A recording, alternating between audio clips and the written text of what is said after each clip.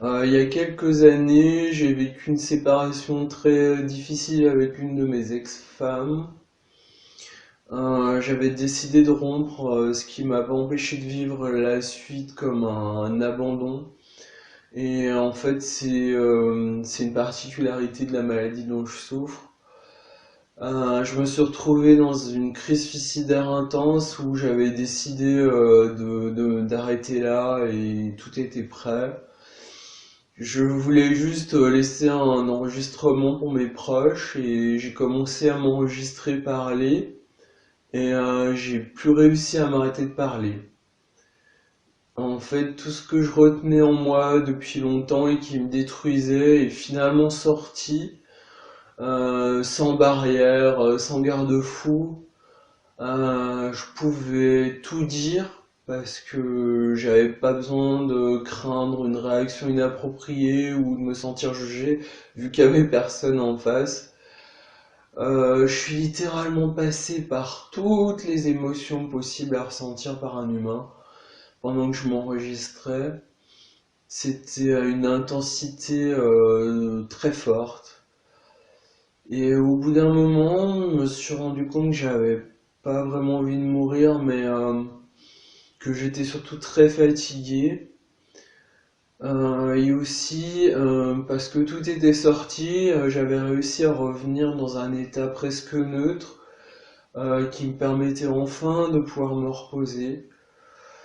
Et c'est comme ça, grâce à cet enregistrement et cette chance, que j'ai survécu à une crise suicidaire majeure.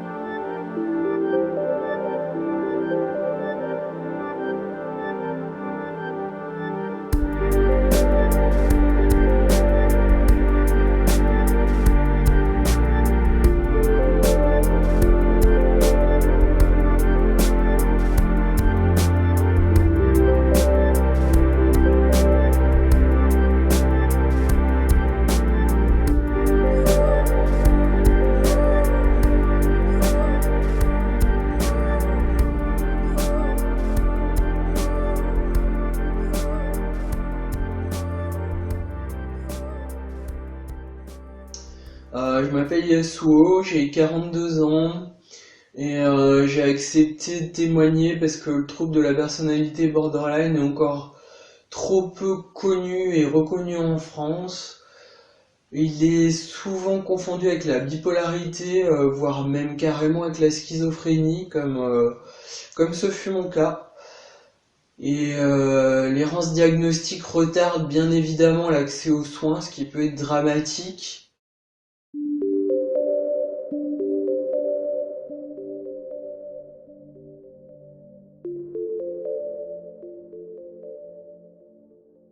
Selon moi, le trouble de la personnalité borderline est un trouble de l'émotionnel et de l'attachement.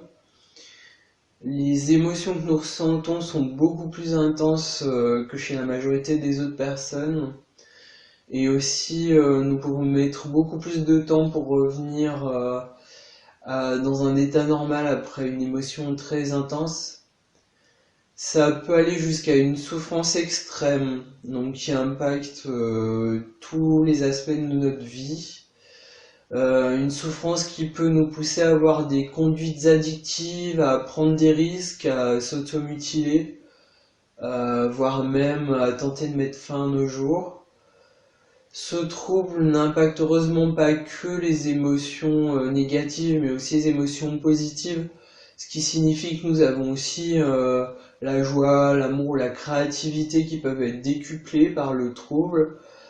Et nous sommes en général perçus par notre entourage comme des personnes très intenses. Pour illustrer ce trouble, je vais vous montrer une de mes créations d'infographie que j'ai appelée l'équilibriste. Vivre au quotidien avec cette maladie, pour moi, c'est comme marcher sur un fil, avec le risque de tomber soit dans la zone destructive, soit dans la zone créative, ou la zone des tourments, la zone zen. Et en fait, il peut pas y avoir une partie du trouble sans l'autre. Euh, il y a toujours les deux facettes dans le trouble et des émotions agréables à vivre viennent aussi avec des émotions difficiles.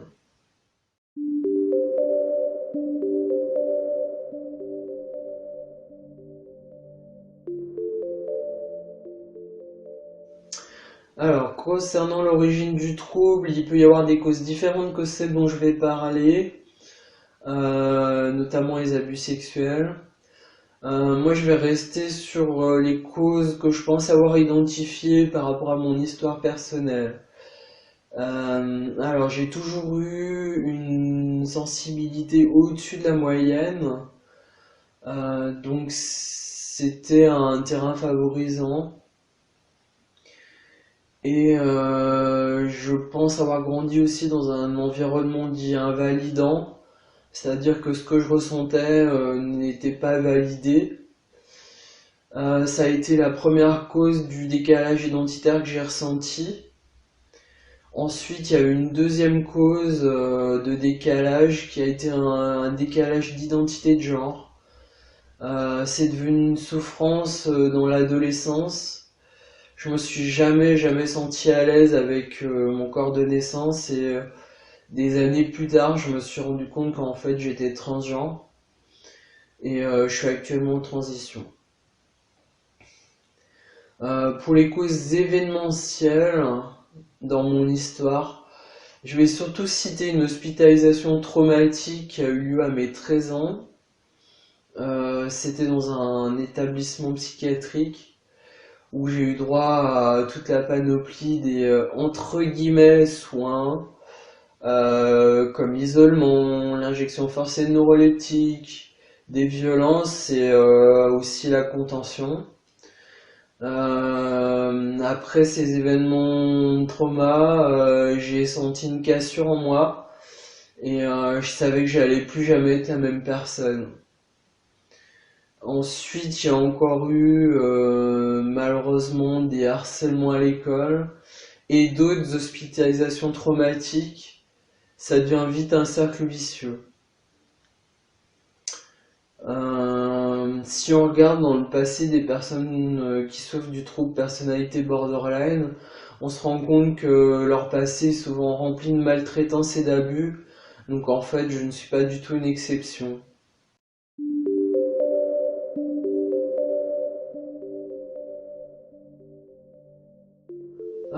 Justement, je pense que la clé est d'en vivre avec et pas contre. Tous mes essais pour essayer d'être une autre personne que ce que je suis ont évidemment été voués à l'échec. J'ai passé de nombreuses années à essayer de me calquer sur les autres, à tenter de faire disparaître mes émotions ou de m'en détacher, mais c'est évidemment impossible. Et ces années de négation de moi-même n'ont en réalité fait qu'accentuer le décalage identitaire et renforcer le trouble. Je retenais tout ce que je ressentais en moi jusqu'à ce que ça finisse par péter. Là actuellement, je travaille plutôt à essayer d'accepter ce que je ressens et à tenter de l'exprimer sans fuir ce que je ressens. Les moments que je trouve les plus difficiles à vivre et à gérer pour moi et pour mes proches, c'est les moments de crise intense. Parce qu'une fois au fond du gouffre, en fait, je pense qu'il n'y a pas grand-chose que les médicaments qui peuvent vraiment m'aider à passer le cap.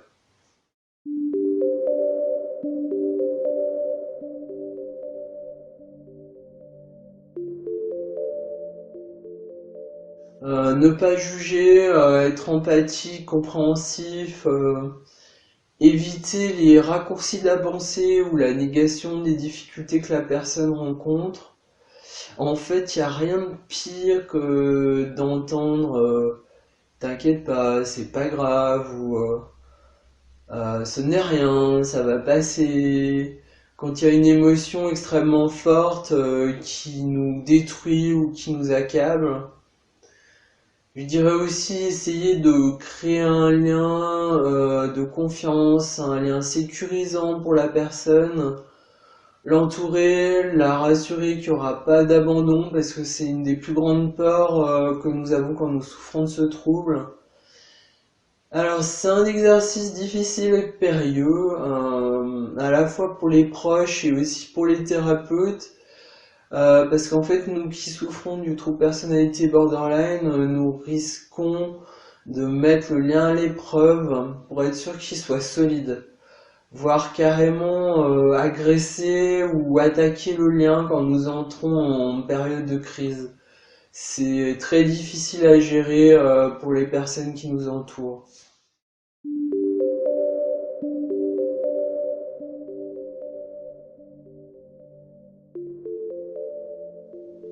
Je pense que je ne guérirai jamais du trouble. Et la seule marge de manœuvre que j'ai, c'est de tenter de faire au mieux avec, en essayant de construire autour une vie qui en vaille la peine, selon mes valeurs, selon mes critères et pas ceux des autres. Alors bien sûr, je me permettrai pas d'étendre mon histoire à celle des autres personnes qui souffrent du trouble borderline, parce que toutes nos histoires sont quand même différentes.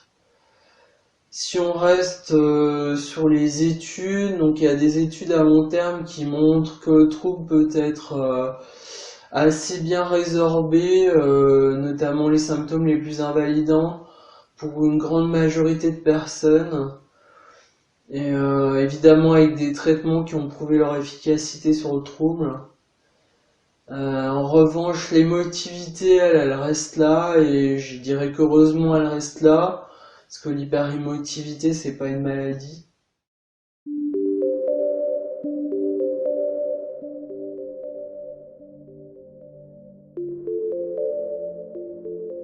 Le trouble est encore mal connu et peu stigmatisé du coup à l'heure actuelle en France.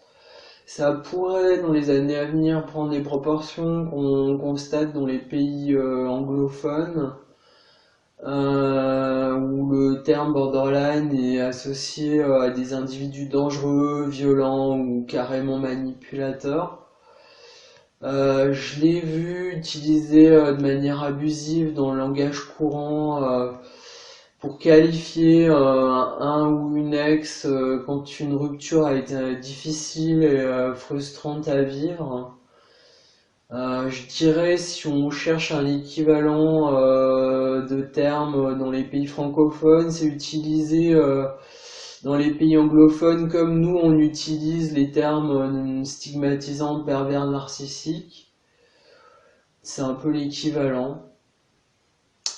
Il y a beaucoup de professionnels que j'ai consultés qui ont carrément nié l'existence du trouble personnalité borderline en disant que c'était un vieux concept. Alors c'est le cas, il y avait une ancienne définition du terme borderline, mais elle a été entièrement revue depuis. Actuellement ça correspond bien à une maladie identifiée. J'aurais envie de dire à tout psychiatre qui à un moment ou à un autre est confronté à une bipolarité avec des cycles extrêmement courts et atypiques et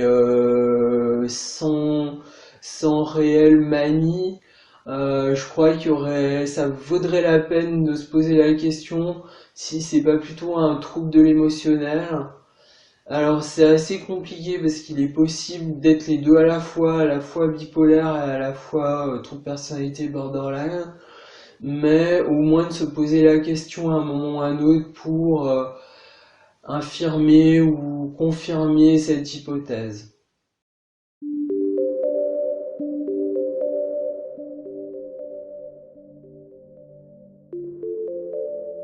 Je pense que c'est important de continuer à parler du trouble personnalité borderline, ne serait-ce que pour faire passer l'information auprès de ceux ou celles qui en souffrent éventuellement et qui ne savent pas de quoi il ou elle souffre. Je dis pas que ça a été facile pour moi d'apprendre que je souffrais d'une maladie mentale, mais à partir du moment où je l'ai su, j'ai pu commencer à comprendre le problème et à arrêter de me culpabiliser pour des choses que de toute manière je pouvais pas maîtriser, notamment l'intensité de mes émotions. Ça a aussi été une forme de soulagement. Et puis ça m'a permis de rencontrer d'autres personnes qui souffrent du même trouble et de m'orienter vers des soins spécialisés pour ce trouble.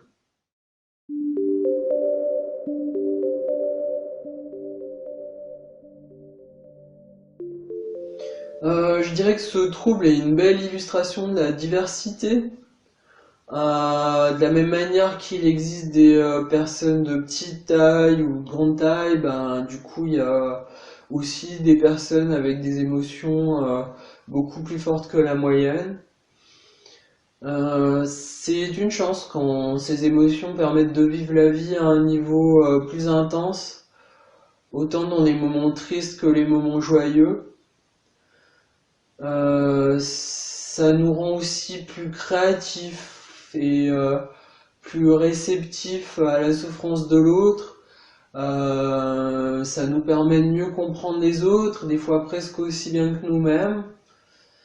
Alors évidemment, pas dans les moments de crise.